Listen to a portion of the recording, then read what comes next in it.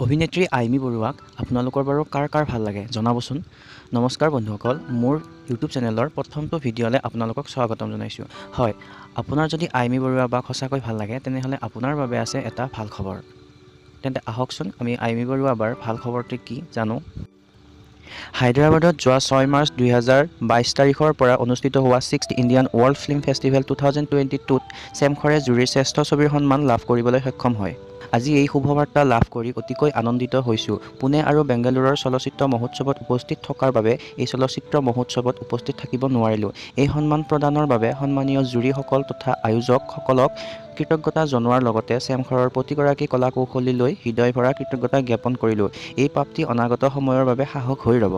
আইমি বৰুৱাৰ দ্বাৰা পৰিচালিত ডিমাচা ছবি চেমখৰৰ এই খবৰটি পাই আপোনালোকৰ বাৰু কেনেকুৱা লাগিল কমেণ্ট কৰি জনাবচোন। আৰু মোৰ চেনেলৰ প্ৰথমটো ভিডিঅ' আপোনালোকে চোৱাৰ বাবে বহুত ধন্যবাদ জ্ঞাপন কৰিলোঁ।